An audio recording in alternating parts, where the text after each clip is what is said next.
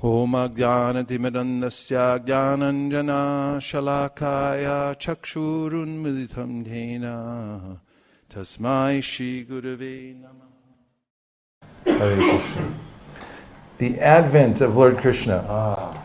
Once the world was overburdened by the unnecessary defense force of different kings who were actually demons, but who were posing themselves as the royal order. At that time, the whole world became perturbed, and the predominating deity of the earth, known as Bhumi, went to see Lord Brahma to tell of her calamities due to the demoniac kings. Bhumi assumed the shape of a cow and presented herself before Lord Brahma with tears in her eyes.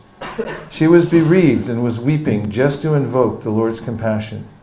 She related the calamitous position of the earth, and after hearing this, Lord Brahma became much aggrieved, and he at once started for the ocean of milk, where Lord Vishnu resides. Lord Brahma was accompanied by all the demigods, headed by Lord Shiva, and Bhumi also followed. Arriving on the shore of the milk ocean, Lord Brahma began to pacify Lord Vishnu, who had formerly saved the earth planet by assuming the transcendental form of a boar. In the Vedic mantras, there is a particular type of prayer called Purusha Sukta. Generally, the demigods offer their obeisances unto Vishnu, the Supreme Personality of Godhead, by chanting the Purusha Sukta. It is understood herein that the predominating deity of every planet can see the Supreme Lord of this universe, Brahma, whenever there is some disturbance on his planet. And Brahma can approach the Supreme Lord Vishnu not by seeing him directly, but by standing on the shore of the ocean of milk. There is a planet within this universe called Shvetadvipa, and on that planet there is an ocean of milk.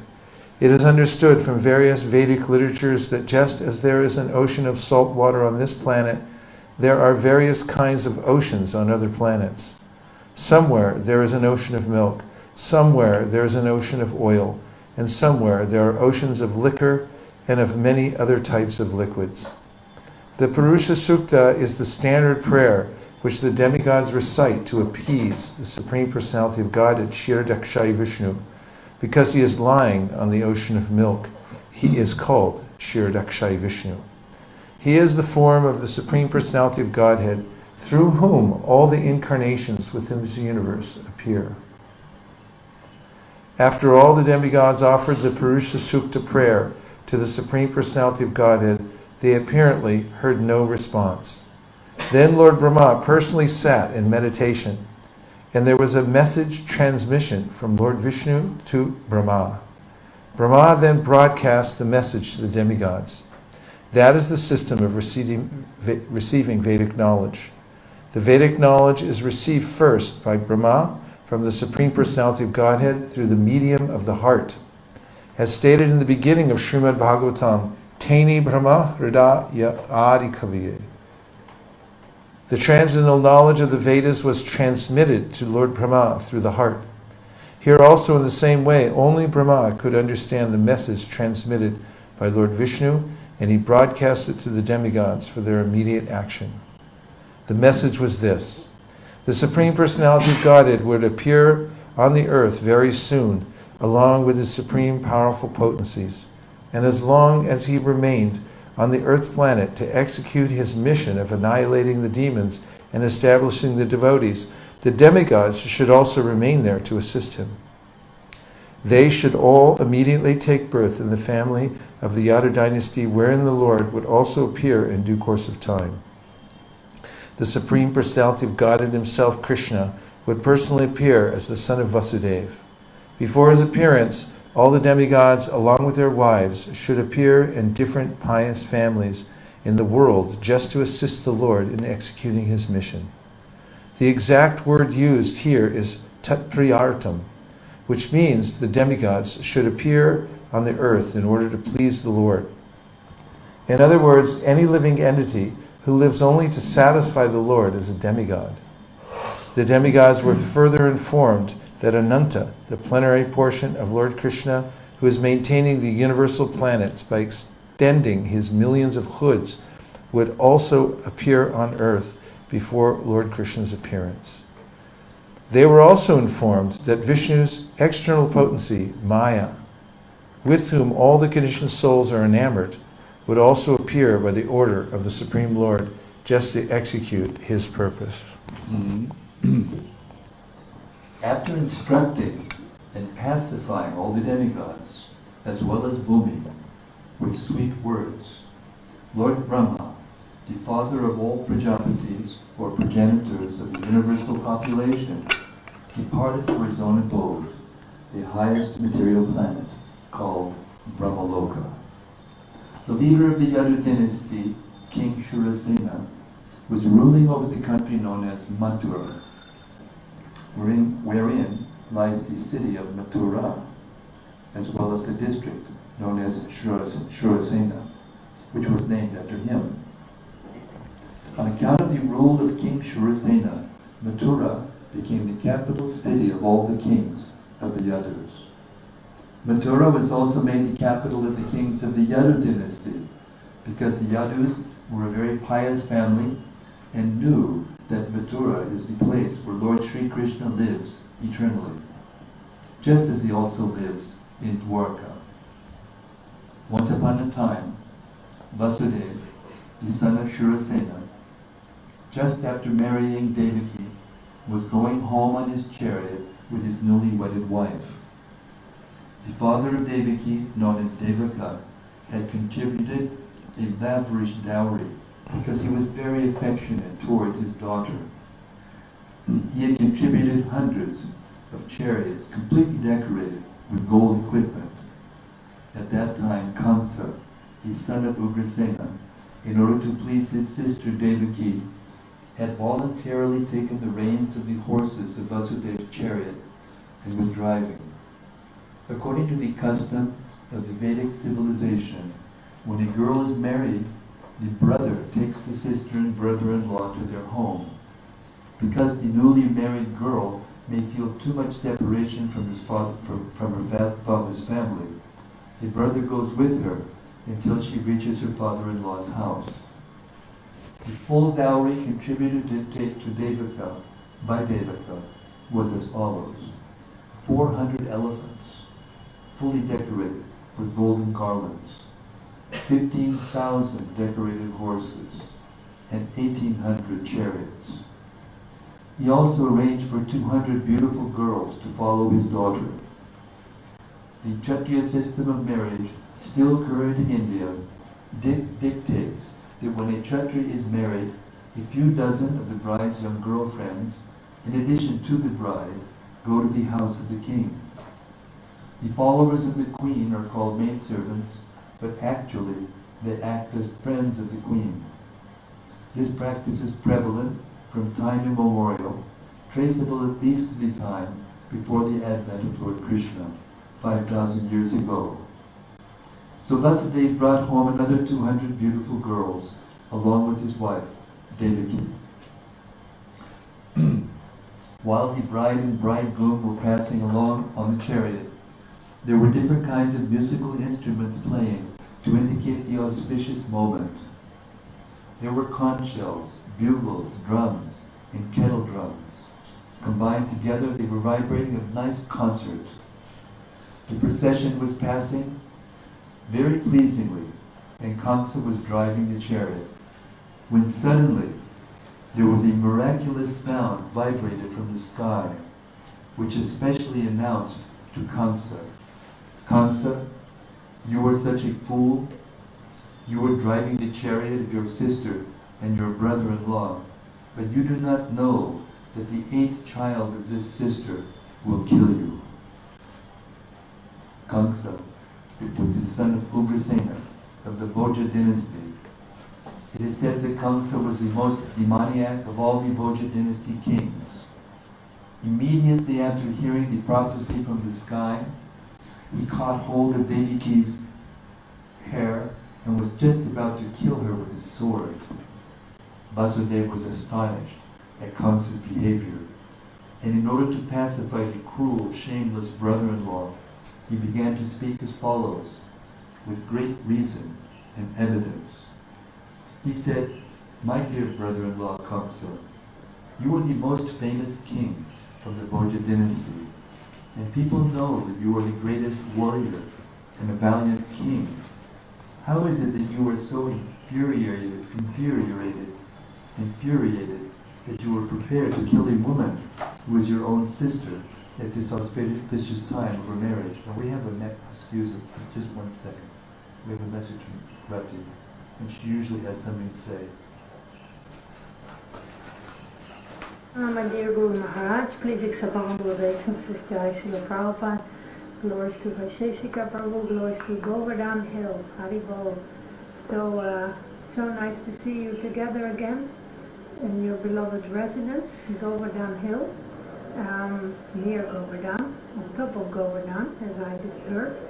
So I wish you all happiness and auspiciousness for the month of Kartik, for your... Sorry, I thought she was going to say something, because she's always making comments about Well, she the might sound. say. Maybe? reading Vrat.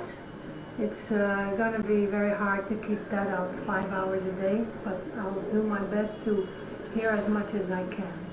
I just wanted to update you from my side. I'm on my way to another Kirtan event in the countryside. Thank you, here. Rati. Thank you, For Rati. checking in.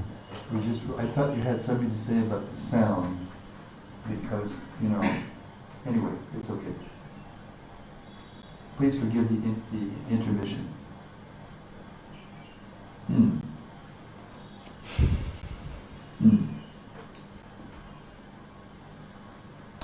Vasudeva was astonished at Kamsa's behavior, and in order to pacify the cruel, shameless brother-in-law, he began to speak as follows, with great reason and evidence.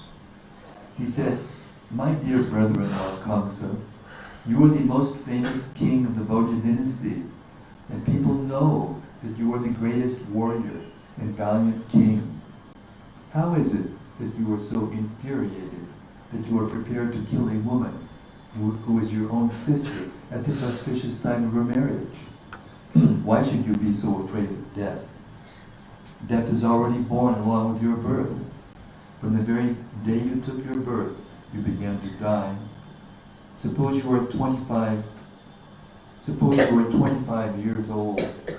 That means you have already died 25 years. Every moment, every second, you are dying. Why then should you be so much afraid of death? Final death is inevitable. You may die either today or in 100 years. You cannot avoid death. Why should you be so much afraid? Actually, death means annihilation of the present body. As soon as the present body stops functioning and mixes with the 5 elements of material nature, the living entity within the body accepts another body according to its present actions and reactions. It is just like when a man walks on the street. He puts forward his foot, and when he is confident that his foot is situated on sound ground, he lifts the other foot. In this way, one after another, the bodies change, and the soul transmigrates. See how the plant worms change from one twig to another so carefully. Similarly, the living entity changes his body as soon as the higher authorities decide on his next body. As long as the living entity is conditioned within this material world, he must take material bodies one after another. His next particular body is offered by the laws of nature according to the actions and reactions of this life. This body is exactly like one of the bodies which we always see in dreams. During our dream of sleep, we create so many bodies according to mental creation. We have seen gold, and we have also seen a mountain. So in a dream, we can see a golden mountain by combining the two ideas. Sometimes in dreams, we see that we have a body which is flying in the sky, and at the same time, we completely forget our present body. Similarly, these bodies are changing. When you have one body, you forget the past body. During a dream, we may make contact with so many new kinds of bodies, but when we are awake, we forget them all And actually, these material bodies are the creations of our mental activities. But at the present moment, we do not recollect our past bodies. The nature of the mind is flickering. Sometimes it accepts something, and immediately it rejects the same thing. Accepting and rejecting is the process of the mind in contact with the 5 objects of sense gratification: form, taste, smell, sound, and touch. In its speculative way, the mind comes in touch with the object of sense gratification, and when the living entity desires a particular type of body, he gets it. Therefore, the body is an offering by the laws of material nature. The living entity accepts a body and comes out again into the material world to enjoy or suffer according to the construction of the body. Unless we have a particular type of body, we cannot enjoy or suffer according to our mental proclivities inherited from the previous life. The particular type of body is actually offered to us according to our mental condition at the time of death. A lot of popping going on with this. There must be a screen or something like that we used last time. You hear the popping? What happened was we had the head mic for YouTube, so then the audience would only speak a short time. No, but I'm saying this is picking up a lot of pops. You'll see, listen, it's bip, bip, bip, bip. The luminous planets like the sun, moon, or stars reflect themselves in different types of reservoirs, like water, oil, or ghee. The reflection moves according to the movements of the reservoir. The reflection of the moon is on the water, and the moving water makes the moon also appear to be moving, but actually the moon is not moving. Similarly, by mental concoction, the living entity attains different kinds of bodies, although actually he has no connection with such bodies. But on account of illusion, being enchanted by the influence of Maya, the living entity thinks that he belongs to a particular type of body. That is the way of conditioned life. Suppose a living entity is now in a human form of body. He thinks that he belongs to the human community or a particular country or particular place. He identifies himself in that way and unnecessarily prepares for another body which is not required by him. Such desires and mental concoctions are the cause of different types of bodies. The covering influence of material nature is so strong that the living entity is satisfied in whatever body he gets, and he identifies with that body with great pleasure. Therefore, I beg to request you not to be overwhelmed by the dictation of your mind and body. Vasudeva thus requested Kamsa not to be envious of his newly married sister. One should not be envious of anyone, because envy is the cause of fear both in this world and in the next, when one is before Yamaraj, the Lord of punishment after death. Vasudeva appealed to Kamsa on behalf of Devaki, stating that she was his younger sister. He also appealed at an auspicious moment, at the time of marriage. A younger sister or brother is supposed to be protected by one's child. A younger sister or brother is supposed to be protected as one's child. The position is overall so delicate, Vasudeva reasoned, that if you kill her, it will go against your high reputation. In this way, Vasudeva tried to pacify Kamsa by good instruction as well as by philosophical discrimination. But Kamsa was not to be pacified because his association was demoniac. Because of his demoniac association, he was a demon, although born in a very high royal family. A demon never cares for any good instruction. He is just like a determined thief. One can give him moral instruction, but it will not be effective. Similarly, those who are demoniac or atheistic by nature can hardly assimilate any good instruction, however authorized it may be. That is the difference between demigods and demons. Those who can accept good instruction and try to live their lives in that way are called demigods. And those who are unable to take such good instruction are called demons. Failing in his attempt to pacify Kamsa, Vasudeva wondered how he would protect his wife Devaki. When there is imminent danger, an intelligent person should try to avoid the dangerous position as far as possible. But if, in spite of endeavoring by all intelligence, one fails to avoid the dangerous position, there is no fault on his part. One should try his best to execute his duties, but if the attempt fails, he is not at fault. Vasudeva thought of his wife as follows: "For the present, let me save the life of Devaki. Then later on, if there are children, I shall see how to save them." He further thought, if in the future I get a child who can kill Kamsa, just as Kamsa is thinking, then both Devaki and the child will be saved, because the law of providence is inconceivable. But now, some way or other, let me save the life of Devaki. There is no certainty how a living entity contacts a certain type of body, just as there is no certainty how a blazing fire comes in contact with a certain type of wood in the forest. When there is a forest fire, it is experienced that the blazing fire sometimes leaps over one tree and catches another by the influence of the wind. Similarly, a living entity may be very careful in the matter of executing his duties, but it is still very difficult for him to know what type of body he is going to get in the next life.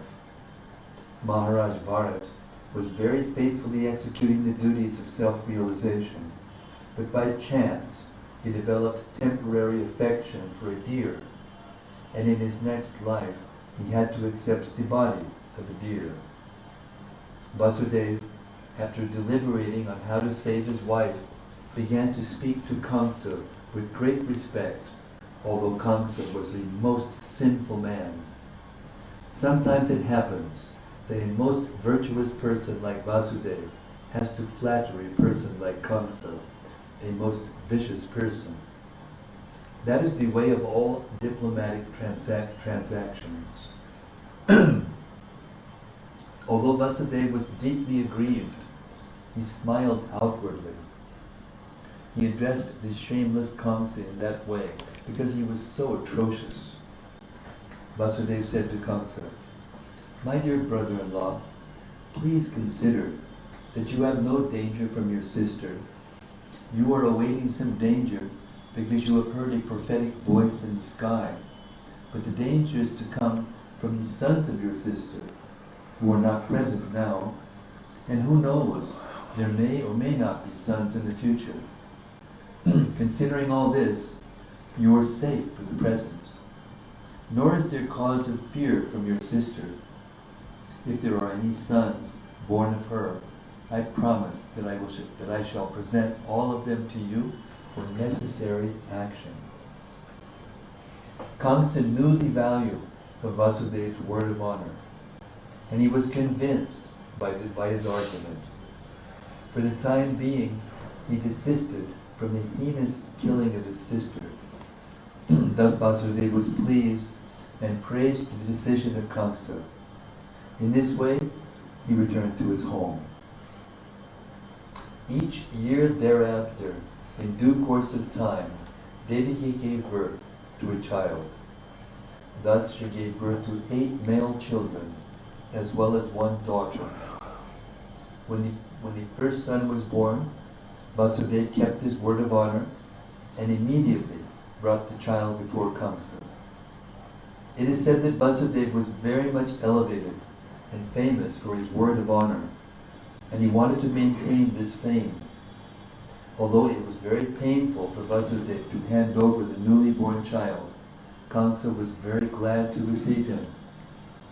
But he became a little compassionate with the behavior of Vasudeva. This event is very exemplary. For a great soul like Vasudeva, there is nothing considered to be painful in the course of discharging one's duty. A learned person like Vasudeva carries out his duties without hesitation. On the other hand, a demon like Kamsa never hesitates in committing any abominable action. It is said, therefore, that a saintly person can tolerate it is said, therefore, that a saintly person can tolerate all kinds of miserable conditions of life, a learned man can discharge his duties without awaiting favorable circumstances, a heinous person like Kamsa can act in any sinful way, and a devotee can sacrifice everything to satisfy the Supreme Personality of Godhead. Kamsa became satisfied by the actions of Vasudeva. He was surprised to see Vasudeva keeping his promise and being compassionate upon him and pleased.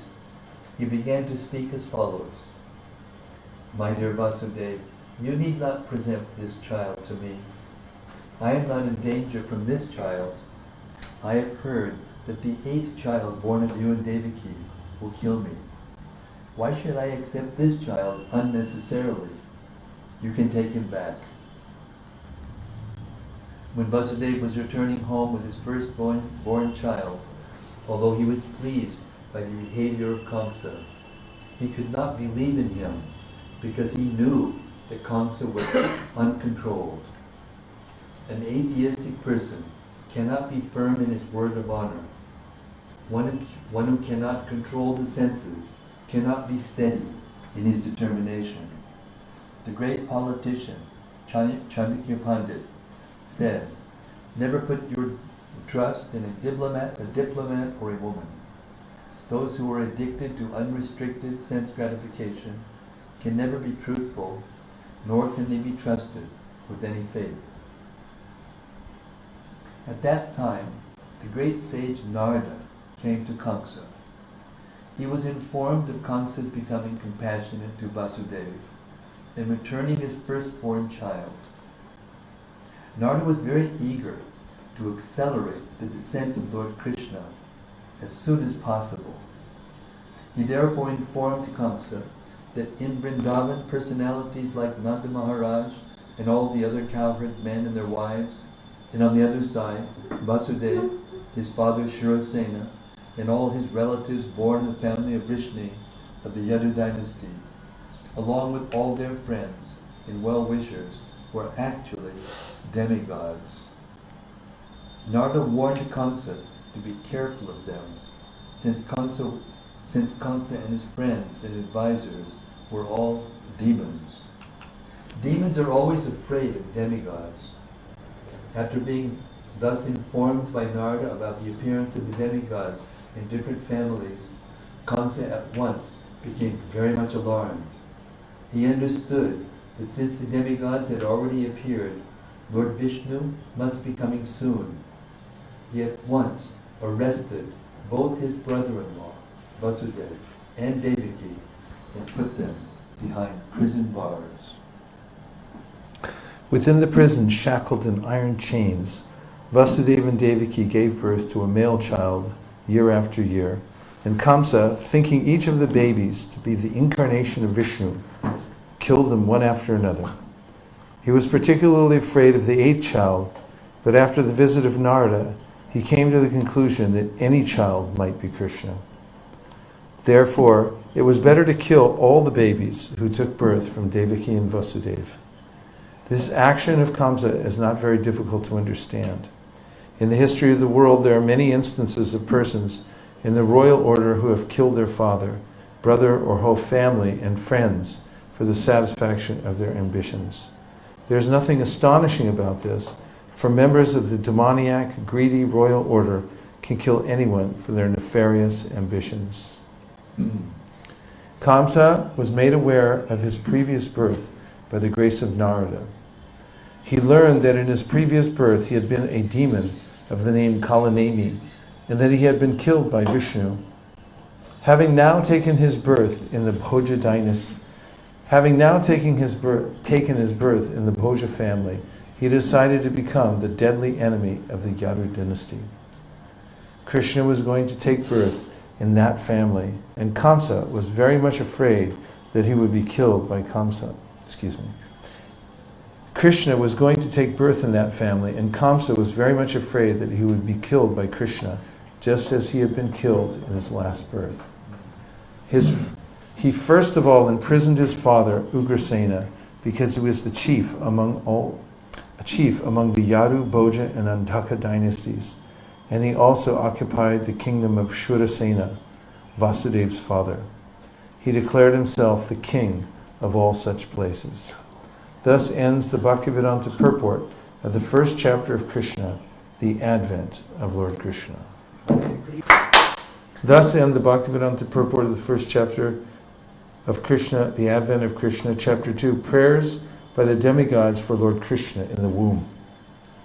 King Kamsa not only occupied the kingdoms of the Yadu, Bhoja, and Andhaka dynasties and the kingdom of Shurasena, but he also made alliances with all the other demoniac kings as follows: the demon Pralamba, demon Baka, demon Chanura, demon Trinavarta, demon Agasura, demon Mushtaka, demon Arishta, demon Dvidvid, demon Putana, demon Keshi, and the demon Tenuka.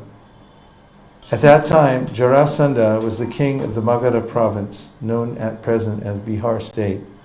Thus, by his diplomatic policy, Kamsa consolidated the most powerful kingdom of his time under the protection of Jarasandha. He made further alliances with such kings as Banasura and Bhaumasura until he was the strongest. Then he began to behave most inimically toward the Yadu dynasty, into which Krishna was to take his birth. Being harassed by Kamsa, the kings of the Yadu, Bhoja, and Andhaka dynasties took shelter in different states, such as the state of the Kurus, the state of the Panchalas, and the states known as Kekai, Shalva, Vidarbha, Nishada, Videha, and Koshala. Kamsa broke the solidarity of the Yadu kingdom, as well as the Bhoja and Andhaka. He made his position the most solid within the vast tract of land, known at that time as Bharatvarsha. When Kamsa was killing the 6 babies of Devaki and Vasudeva one after another, many friends and relatives of Kamsa approached him and requested him to discontinue these heinous activities. But all of them became worshippers of Kamsa. When Devaki became pregnant for the 7th time, a plenary expansion of Krishna known as Ananta appeared within her womb. Devaki was overwhelmed with both jubilation and lamentation. She was joyful, for she could understand that Lord Vishnu had taken shelter within her womb, but at the same time she was sorry that as soon as her child would come out, Kamsa would kill him. At that time, the Supreme Personality of Godhead Krishna, being compassionate upon the Yadus, who were fearful due to the atrocities committed by Kamsa, ordered the appearance of Yogamaya, his internal potency. Krishna is the Lord of the universe, but he is especially the Lord of the Yadu dynasty. Yogamaya is the principal potency of the Personality of Godhead. In the Vedas it is stated that the Lord, the Supreme Personality of Godhead, has multi-potencies. Parashashaktir vividaya vashuyate. All of the different potencies are acting externally and internally, and Yogamaya is the chief of all potencies. The Lord ordered the appearance of Yogamaya in the land of Rajabhumi, in Vrindavan, which is always decorated and full with beautiful cows. In Vrindavan, Rohini, one of the wives of Vasudeva, was residing at the house of King Nanda and Queen Yashoda. Not only Rohini, but many others in the Yadu dynasty were scattered all over the country due to their fear of the atrocities of Kamsa. Some of them were even living in the caves of the mountains. The Lord thus informed Yogamaya. Under the imprisonment of Kamsa are Devaki and Vasudeva, and at the present moment, by plenary expansion, Shesha is within the womb of Devaki. You can arrange the transfer of Shesha from the womb of Devaki to the womb of Rohini. After this arrangement, I am personally going to appear in the womb of Devaki with my full potencies. Then I shall appear as the son of Devaki and Vasudeva, and you shall appear as the daughter of King Nanda and Yashoda in Vrindavan.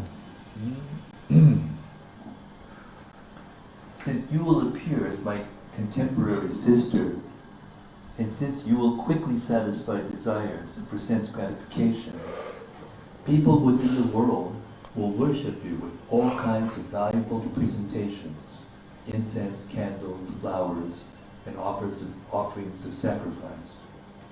People who are after materialistic perfection will worship you under the different forms of your expansions, which will be named Durga, Bhadrakali, Vijaya, Vaishnavi, Kamuda, Chandika, Krishna, Madhavi, Kanyaka, Maya, Narayani, Ishani, Sharada, and Ambika. Krishna and Yogamaya appeared as brother and sister, the Supreme Powerful and Supreme Power. Although there is no clear distinction between the powerful and the power, power is always subordinate to the powerful. Those who are materialistic are worshippers of the power, but those who are transcendentalists are worshippers of the powerful. Krishna is the Supreme Powerful, and Durga is the Supreme Power within the material world. Actually, people in the Vedic culture worship both the powerful and the power. There are many hundreds and thousands of temples of Vishnu and Devi, and sometimes they are worshipped simultaneously. The worshipper of the power, Durga, or the external energy of Krishna, may achieve all kinds of material success very easily, but anyone who wants to be elevated transcendentally must engage in worshipping the powerful in Krishna consciousness. The Lord also declared to Yogamaya, "My plenary expansion, Anantashesha, is within the womb of Devaki. On account of being forcibly attracted to the womb of Rohini, he will be known as Sankarshan, and will be the source of all spiritual power, or bala, by which one can attain the highest bliss of life, which is called Ramana. Therefore the plenary portion, Ananta, will be known after his appearance either as Sankarshan or as Balarama." In the Upanishad it is stated, Nayam Atta Balahine Labhya. The purport is that one cannot attain the supreme platform of self-realization without being sufficiently favored by Balarama. Bala does not mean physical strength. No one can attain spiritual perfection by physical strength. One must have the spiritual strength, which is infused by Balarama or Sankarshan. Ananta or Sheshanaga is the source of the power which sustains all the planets in their different positions. Materially, this sustaining power is known as the law of gravitation, but actually it is a display of the potency of Sankarshan. Balarama or Sankarshan is the source of spiritual power, or the original spiritual master. Therefore, Lord Nityananda Prabhu, who is also the incarnation of Balarama, is the original spiritual master, and the spiritual master is the representative of Balarama, the form of the Supreme Personality of Godhead, who supplies spiritual strength. In the Chaitanya Charitamrita, it is confirmed that the spiritual master is the manifestation of the mercy of Krishna. Thus, ordered by the Supreme Personality of Godhead, Yogamaya circumambulated the Lord and then appeared within this material world according to his order. When Yogamaya, the supreme power of the supremely powerful personality of Godhead, transferred Lord Shesha from the womb of Devaki to the womb of Rohini, both Devaki and Rohini were under Yogamaya's spell, which is called Yoga Nidra. When this is done, people thought that Devaki's 7th pregnancy had been a miscarriage. Thus, although Balarama appeared as the son of Devaki, he was transferred to the womb of Rohini to appear as her son. After this arrangement, the Supreme Personality of Godhead Krishna, who was always ready to protect his unalloyed devotees, entered within the mind of Vasudeva as the Lord of the whole creation, with full, inconceivable potencies. It is understood in this connection that Lord Krishna first of all situated himself in the unalloyed heart of Vasudeva and was then transferred to the heart of Devaki. He was not put into the womb of Devaki by seminal discharge. The Supreme Personality of Godhead, by his inconceivable potency, can appear in any way. It is not necessary for him to appear in the ordinary way, by seminal injection, within the womb of a woman. When Vasudeva was sustaining the form of the Supreme Personality of Godhead within his heart, he appeared just like the glowing sun, whose shining rays are always unbearable and scorching to the common man. The form of the Lord situated in the pure, unalloyed heart of Vasudeva is not different from the original form of Krishna. The appearance of the form of Krishna anywhere, and specifically within the heart, is called Dhamma. Dhamma refers not only to Krishna's form, but also to his name, his qualities, and his paraphernalia. Everything becomes manifest simultaneously. Thus, the eternal form of the Supreme Personality of Godhead, with full potencies, was transferred from the mind of Vasudeva to the mind of Devaki, exactly as the setting sun's rays are transferred to the full moon rising in the east. Do we have any points, questions online? Checking online first. Prabhu, go ahead. It only counts as if it's in the Bible. Hare Krishna. So you were reading there that one of Krishna's or Durga's names is Krishna. Krishna. Long A at the end. Can we explain that? Why Durga Mata is also named Krishna? Well, it's Krishna. Krishna. It's the difference between Krishna and Krishna. Krishna and Krishna. And they're different. They're not the same. So if we're chanting Hare Krishna, are we chanting wrong? Well,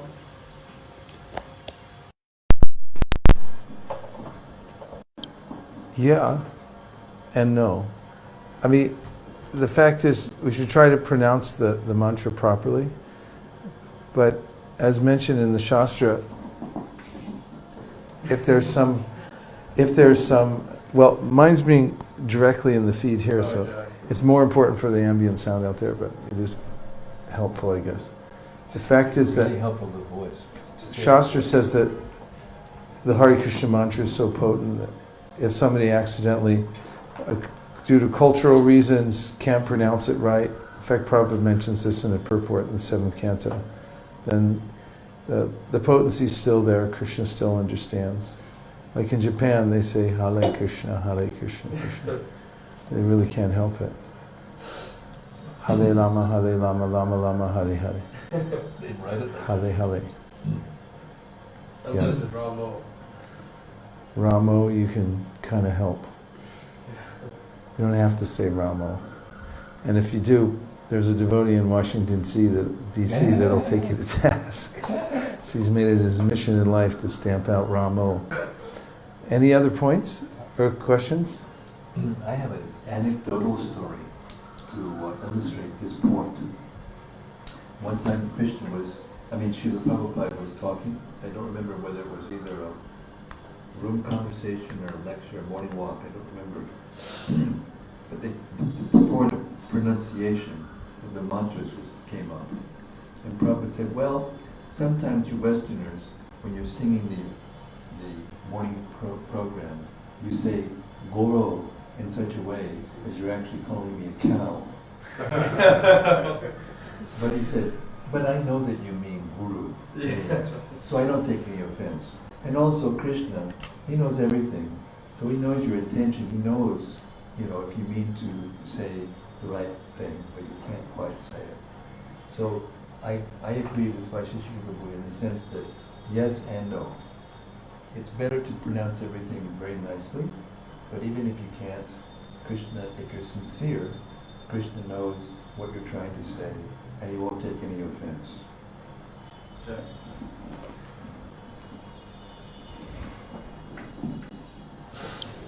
When Kamsa was trying to kill his sister, was there, because Vasudeva was also a Kshatriya, so did he try to fight him back? Didn't you just hear the part? He's trying to convince Kamsa to not kill her, but he can take up his sword and... You asked if he did. No, you saying check it, why didn't? Yeah, but he didn't say that. He said, did he? You said, why didn't he? Yeah, why didn't he? Yeah. Why didn't he?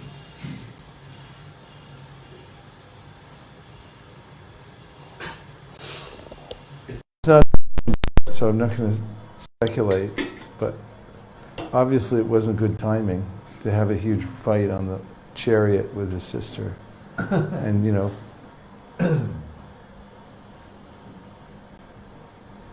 I mean, what happened if he lost? He'd lose everything. Kamsa was pretty powerful. And I think it's very interesting with Kamsa. He enlisted all these real interesting characters. It's not mentioned everywhere that Kamsa has these huge armies. Although with Jarasandha there are like huge armies that he amassed, that he brought to bear against Krishna and Balaram. But Kamsa is not mentioned as having huge armies, but he had these wizard-like people coming into Vrindavan all the time, trying to kill Krishna, sent by, Putana and Trinavarta, Shakata, Sura, and these are really kind of interesting, almost bizarre characters that he sent and he made friends with. Prabhu, you had a point. Yeah, I have one more. Prabhu, you can translate when una clase que estaba hablando justamente sobre este punto, decían de que Vasudeva. One class they were giving about this point, they were saying that Vasudeva, Cuando Kamsa cogió su hermana por los cabellos, quería matarla. when Kamsa grabbed his sister by the hair, he wanted to kill her. Vasudeva cogió su espada y quiso también pelear, ¿no?, con él, defenderla. He said in the class they mentioned that Vasudeva also took out. Give him the microphone. Okay. Because Okay. more probably English speaking. So they said, he's saying that in the class they said that Vasudeva also took out his sword and wanted to fight with Kamsa.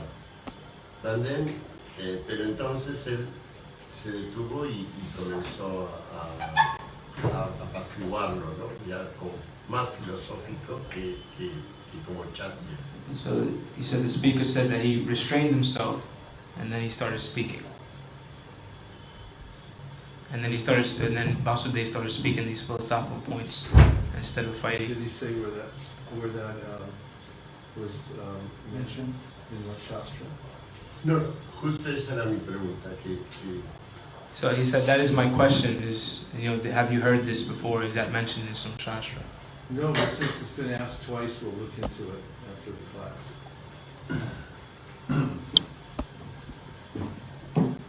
We'll do some research after class and see if there's some Area that mentions that, that's possible.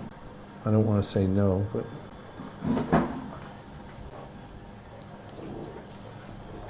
other points? Hare Krishna. I can address my other point after class. Okay, Actually, I can say it. okay. So, Krishna grew up in the Yadu dynasty that was here near Govardhana. How far away was the Bhoja dynasty? Was it in South India? I'm not sure. We'll make a list for technical research that we can find out later. Well, one point is that the dynasty is not necessarily a geographical area. Sometimes it is, but sometimes it has to do with who's connected with the king. You know, Boja, Andhaka, such and such. And also, when Kamsa and Jarasandha came in power. But take the mic. First point is that sometimes it's not necessarily a geographical area, you know, and also because the relatives of those personalities, sometimes they go other places and then other places. But aside from that, when Kamsa came into power, especially after this point, then the ones who were connected with the Yadu dynasty, the Boja and Dhaka and all these and all these dynasties, they scattered and they hid in different places. They were afraid of Krishna. In Kamsa, afraid of Kamsa. Yeah. Like for instance, Rohini, that's when Rohini went to Vrindavan and stayed under the care of Nanda. Yeah. In Google it says around the Malwa region, Bhoja it says his kingdom was centered around the Malwa region in central India. So somewhere around Madhya Pradesh. Bhoja dynasty. Yeah. That's close. Yeah, it's right next. Might get a Govardhana shallow.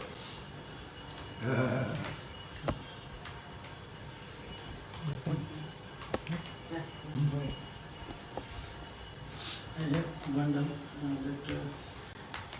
while reading it is said that Brahma cannot enter the where Mahavishnu resides, like Shwet Dvipa. He waits at the shore of Koshi. I was reading the second canto in it is written when Brahma did the tapa, he saw the Golok Vrindavan. Is it he only saw it through the spiritual eyes, or he entered the Golok Vrindavan at that time when he saw all the gatekeepers are there at the Golok Vrindavan, how Lakshmi is serving Krishna? Is it that through his spiritual eyes only he saw it, or he entered to the Golok Vrindavan?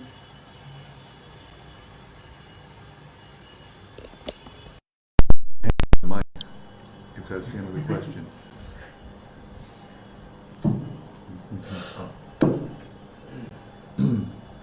There's no difference between seeing, if you can see Goloka Vrindavan, then you're in Goloka Vrindavan.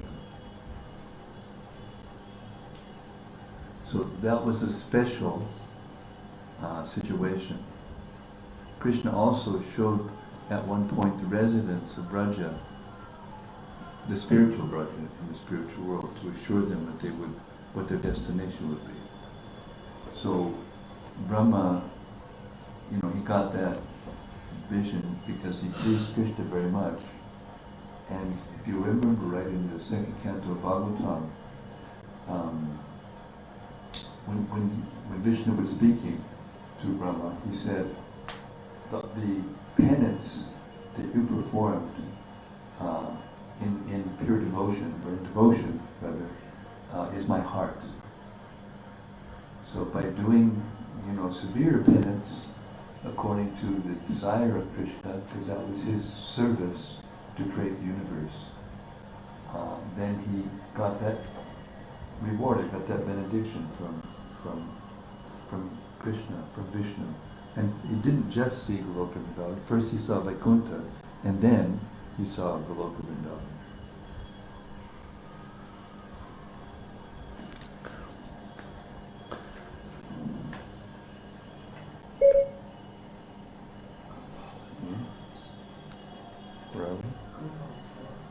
I didn't catch that. That's because you need to come to Govardhana and do some austerities. See, then maybe you'll understand it. First word is, thus ordered? That's the eternal form? Where are we, please? Oh yeah, Krishna, the Supreme Personality of Godhead. The last thing I said Got was, it. right. Krishna, the Supreme Personality of Godhead, thus entered the body of Devaki from the body of Vasudeva without being subject to any of the conditions of an ordinary living entity. Since Krishna was there, it is to be understood that all his plenary expansions, such as Narayan, and incarnations like Lord Nrsimha and Varaha, were with him, and they also were not subject to the conditions of material existence. In this way, Devaki became the residence of the Supreme Personality of Godhead, who is one without a second and the cause of all creation. Devaki became the residence of the Absolute Truth. But because she was confined within the house of Kamsa, she looked just like a suppressed fire, or like misused education. When fire is kept in a jug, the illuminating rays of the fire cannot be very much appreciated. Similarly, misused knowledge, which does not benefit the people in general, is not very much appreciated. So Devaki was kept within the prison walls of Kamsa's palace, and no one could see her transcendental beauty, which resulted from her conceiving the Supreme Personality of Godhead. Kamsa, however, saw the transcendental beauty of his sister Devaki, and he at once concluded that the Supreme Personality of Godhead had taken shelter in her womb. She had never before looked so wonderfully beautiful. He could distinctly understand that there was something wonderful within the womb of Devaki. In this way, Kamsa became perturbed because he was sure that the Supreme Personality of Godhead, who would kill him in the future, had now come. Kamsa thought, what is to be done with Devaki? Surely she has Vishnu or Krishna within her womb. So it is certain that Krishna has come to execute the mission of the demigods. And even if I immediately kill Devaki, his mission cannot be frustrated. Kamsa knew very well that no one can frustrate the purpose of Vishnu. Any intelligent man can understand that the laws of God cannot be violated. His purpose will be served in spite of all impediments offered by the demons. Kamsa thought, if I kill Devaki at the present moment, Vishnu will enforce his supreme will more vehemently. To kill Devaki just now would be a most abominable act. No one desires to kill his reputation, even in an awkward situation. If I kill Devaki now, my reputation will be spoiled. Devaki is a woman, and she is under my shelter. She is pregnant, and if I kill her, immediately my reputation, the results of my pious activities, and my duration of life will all be finished. He further deliberated. A person who is too cruel is as good as dead, even in this lifetime. No one likes a cruel person during his lifetime, and after his death, people curse him. On account of his self-identification with the body, he must be degraded and pushed into the darkest region of hell. Kamsa thus meditated on all the pros and cons of killing Devaki at that time. Kamsa finally decided not to kill Devaki right away, but to wait for the inevitable future. But his mind became absorbed in animosity against the Supreme Personality of Godhead. He patiently waited for the delivery of the child, expecting to kill him, as he had done previously with the other babies of Devaki. Thus being merged in the ocean of animosity against the Personality of Godhead, he began to think of Krishna or Vishnu while sitting, while sleeping, while walking, while eating, while working, in all the situations of his life. His mind became so absorbed with the thought of the Supreme Personality of Godhead that indirectly he could see only Krishna or Vishnu around him.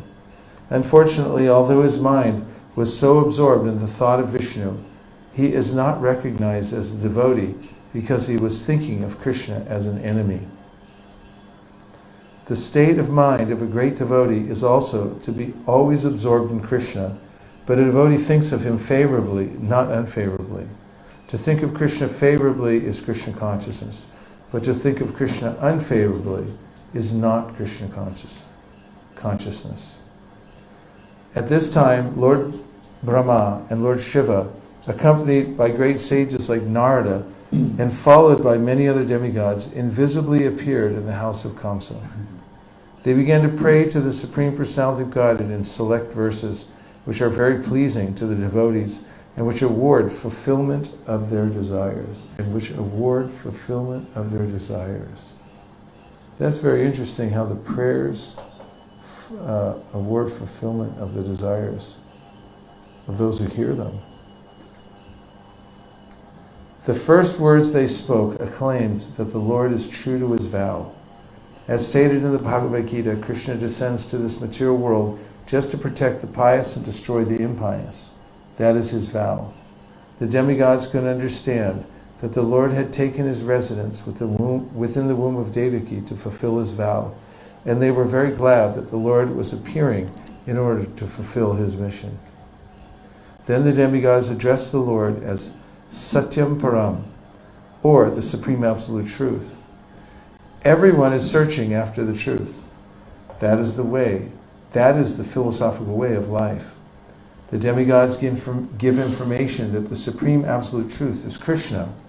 One who becomes fully Krishna conscious can attain the Absolute Truth. Krishna is the Absolute Truth because, unlike relative truth, he is truth in all the three phases of eternal time. Time is divided into past, present, and future. Krishna is truth always, past, present, and future. In the material world, everything is being controlled by supreme time, in the course of past, present, and future. But before the creation, Krishna was existing, and when there is creation, everything is resting in Krishna. And when this creation is finished, Krishna will remain. Therefore, he is the Absolute Truth in all circumstances. If there is any truth within this material world, it emanates from the Supreme Truth, Krishna. If there is any opulence within this material world, the cause of the opulence is Krishna. If there is any reputation within this material world, the cause of the reputation is Krishna. If there is any strength within this material world, the cause of such strength is Krishna. If there is any wisdom and education within this material world, the cause of such wisdom and education is Krishna. Therefore, Krishna is the source of all relative truths. This material world is composed of 5 principal elements: earth, water, fire, air, and ether. And all such elements are emanations from Krishna. The material scientists accept these 5 primary elements as the cause of the material manifestation, but the elements in their gross and subtle states are produced by Krishna. The living entities who are working within this material world are products of his marginal energy. In the 7th chapter of the Bhagavad Gita, it is clearly stated that the whole manifestation is a combination of 2 kinds of energies of Krishna, the superior energy and the inferior energy. The living entities are the superior energy, and the dead material elements are his inferior energy. In its dormant stage, everything remains in Krishna. The demigods continue to offer their respectful prayers under the supreme form of the personality of Godhead, Krishna, by analytical study of the material manifestation. What is this material manifestation? It is just like a tree. A tree stands on the ground. Similarly, the tree of the material manifestation is standing on the ground of material nature. This material manifestation is compared to a tree because a tree is ultimately cut off in due course of time. A tree is called vriksha. Vriksha means that thing which will be ultimately cut off. Therefore, this tree of the material manifestation cannot be accepted as the ultimate truth because it is influenced by time. But Krishna's body is eternal. He existed before the material manifestation. He is existing while the material manifestation is continuing, and when it will be dissolved, he will continue to exist. Therefore, only Krishna can be accepted as the absolute truth. The Katha Upanishad also states this example of the tree of the material manifestation, standing on the ground of material nature. This tree has two kinds of fruits, distress and happiness. Those who are living in the tree of the body are just like two birds. One bird is the localized aspect of Krishna, known as the Paramatma, and the other bird is the living entity. The living entity is eating the fruits of this material manifestation. Sometimes he eats the fruit of happiness, and sometimes he eats the fruit of distress. But the other bird is not interested in eating the fruit of distress or happiness, because he is self-satisfied. The Katha Upanishad states that one bird on the tree of the body is eating the fruits, and the other bird is simply witnessing. The roots of this tree extend in three directions. This means that the root of the tree is the three modes of material nature: goodness, passion, and ignorance. Just as the tree's root expands, so by association of the modes of material nature, goodness, passion, and ignorance, one expands his duration of material existence. The tastes of the fruits are of four kinds: religiosity, economic development, sense gratification, and ultimately liberation. According to the different associations in the three modes of material nature, the living entities are tasting different kinds of religiosity, different kinds of economic development, different kinds of sense gratification, and different kinds of liberation. Practically, all material work is performed in ignorance.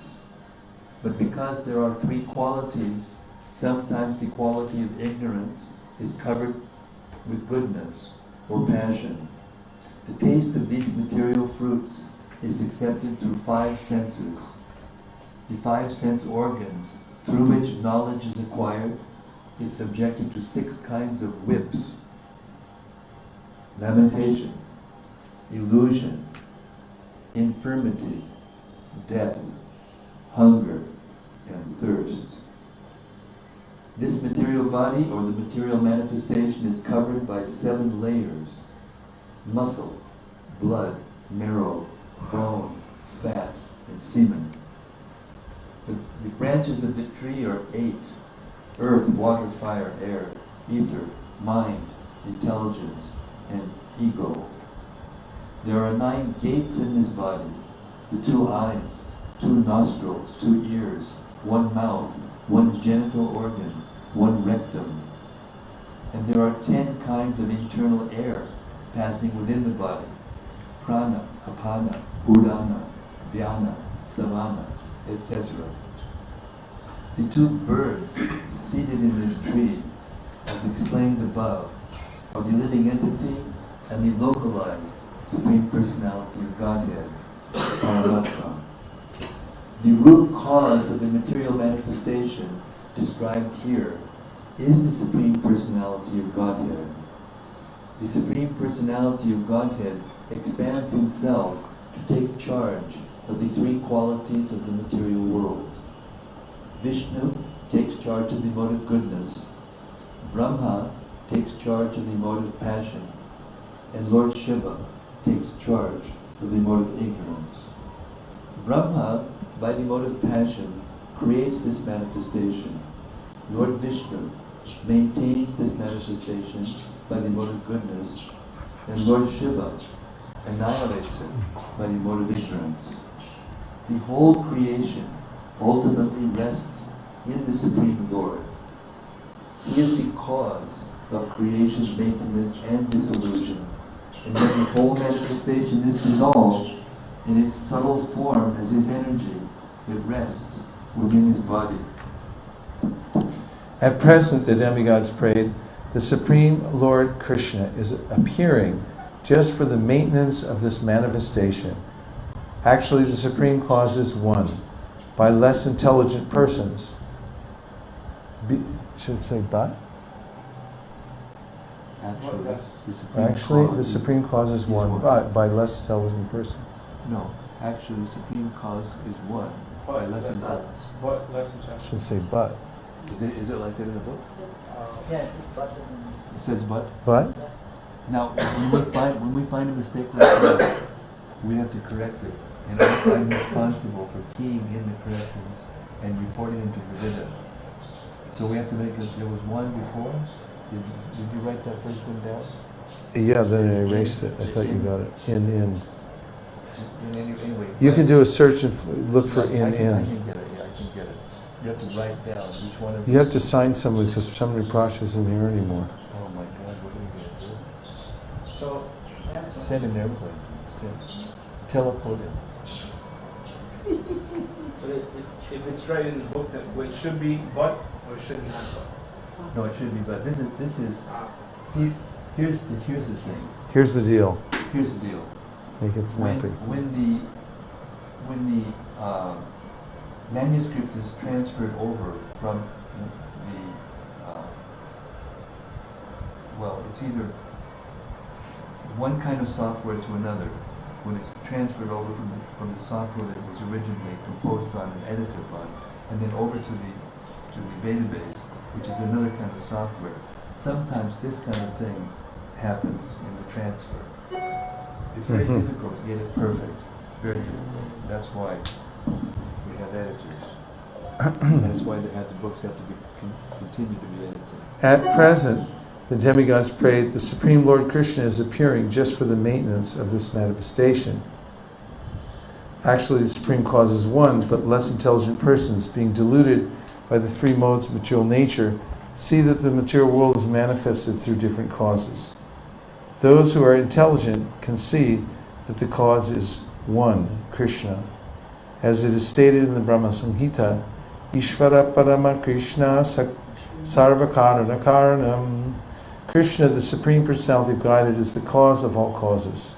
I'm not sure about that, what we just said.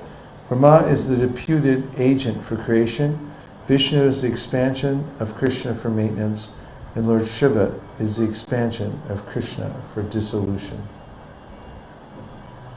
That ends tonight's reading of the Krishna book. We thank everybody for joining us here in Govardhana Hill, and also those who have joined us from various places around the world via the internet. Gaur Premanande. Nachariyar Marman, Nachariyar Marman, Nachariyar Marman, Nachariyar Marman, hey, Nachariyar Marman, Nachariyar Marman, Nachariyar Marman, Nachariyar Marman.